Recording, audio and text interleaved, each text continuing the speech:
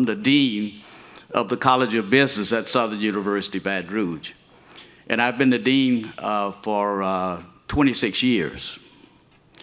And you know what they all say about deans? No, the dean has to be the dumbest one on the faculty because everybody else is smart enough to know they don't want that job.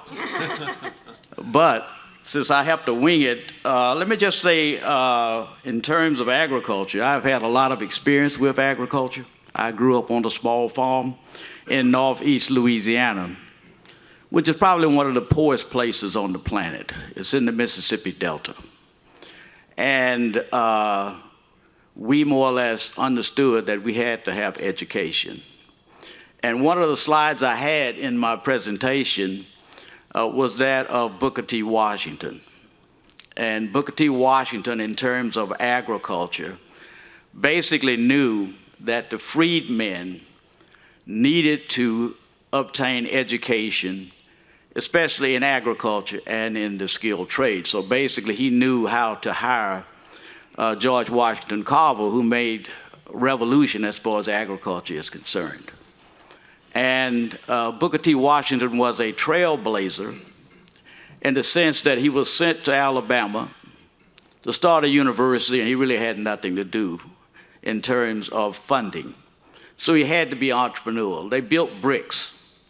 He started work study because the freedmen could not pay for university education. So basically they had to do work study. They had to do work study on the farm. And so I'm saying all of this to say basically that we have no excuse if Booker T. Washington over 100-some years ago could start a university and become world-renowned in terms of agricultural research, agricultural productivity. Then as a land-grant institution at Southern University, we can do the same, and that's what we are doing. There are many projects over in the agricultural college that we work with constantly. In fact, I sit on top of them, literally. They're in the basement of my building. So we work closely in terms of the extension service, in terms of entrepreneurship. Now, in terms of our university, in terms of the College of Business, we have several projects and programs that we work with. We work closely with Charlie Fortson in terms of our MBDA Center. We have an EDA University Center for Economic and Entrepreneurial Development.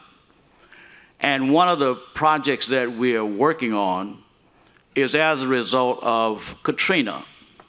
Hurricane Katrina was a life-altering experience for us here in the state of Louisiana. And Baton Rouge played a pivotal role, more or less as a base camp. There was not an MBDA center at that time, and we were working more or less to help small businesses to reestablish themselves. They basically came to Baton Rouge. We actually ran 2 colleges of business out of my college, the Southern University College of Business in New Orleans, came and worked out of our college here. And the MBDA Center was not here at that time, and so everyone said, why? And I think President Bush said, well, if they don't have one, get one. So we stood up a MBDA Center between the city of Baton Rouge and the city of New Orleans to help more or less in terms of getting people back into business in New Orleans. In terms of our EDA University Center, we have established a program called Creating Neighborhood Developers. And that program says basically is that you can't wait on Superman. You have to be entrepreneurial because Superman ain't coming. And so these individuals in the neighborhoods want to restore their communities, but they don't have the knowledge and skills to do that. So we basically have created a curriculum. It's about a 32-hour curriculum. We've taken this show on the road. We've gone up to Monroe, Louisiana, which is one of the most depressed areas in the state. In fact, Senator Craven said it's not a part of Louisiana when you go up there. But anyhow, this program has helped over 400 entrepreneurs understand what it takes more or less to create housing. affordable housing. And so they have developed opportunities, and they all got to be bankable at some point. So we've helped them in terms of the finance. We work with Chase Bank to help in terms of funding their ventures. And if my memory is correct, we've had over 400 people to go through this program, and they've really been beyond our expectations. So we bring in individuals to talk about entrepreneurship. We bring in the Small Business Development Center. We bring in MBDA. We bring in the lawyers, the technical assistance that is needed in terms of establishing their businesses. We also more or less provide them with bankers, lawyers, everything they need in order to stand up their business and to be successful. And so we work with the University Extension Service and others more or less to help those out in the rural areas. In fact, we were instrumental in helping to develop the LaRue Conference in Marksville with the Tunica Biloxi. We had run about 5 economic development conferences between 2014 and 2019. So they wanted to do a conference in Marksville. And so they used the model that we had developed, and it's been highly successful. So I want to thank Chief Perry and others who basically, and Senator Cravens as well, for helping more or less to develop that program and that project. I'll stop at this point, answer any questions that you may have, but basically what we've done with the College of Business is that we have outreach to the community. We've been able to work on several grants. Don Cravens Jr. talked about clean energy for the future. We do have a project, H to the Future. It's clean hydrogen. So we're looking at developing a new curriculum in terms of managing new energy ventures. We're also involved in NITA in terms of connecting minority communities in terms of broadband.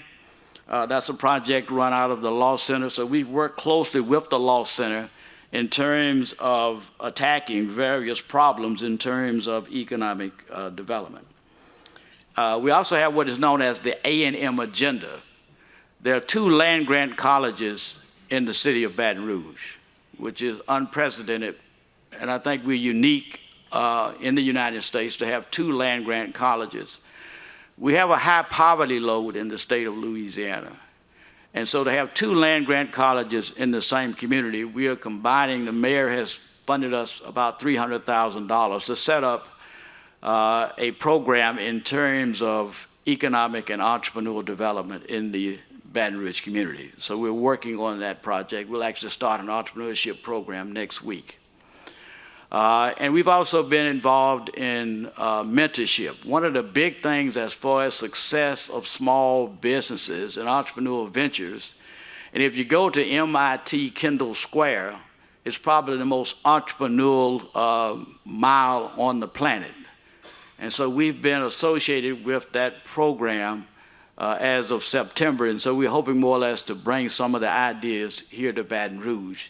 And the big thing is that you have to have alumni that are willing to share. Those alumni, Mr. Porter, although he's not a Southern University alumni, he's a Southern Lab alum, I think, and he's an entrepreneur, and we want more or less to bring those entrepreneurs who have experience and to share that experience with our students and our faculty so we can do more to commercialize ventures here in Louisiana.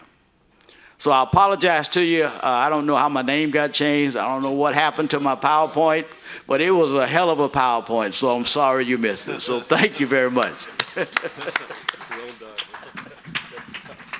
So before you go, though, I have a question. Can I ask it real quick? So you're working a lot of projects, and we have a lot of small businesses in here. What's the process if there's individuals that could support you on that? Like, how can they break in the door and partner with the university? Yeah, I have an open door policy. I mean, my phone number, I'll give you that, area code 225-921-3890. I have an email address, Donald.Andrews, not no Mac Andrews, but Donald.Andrews@sus.edu.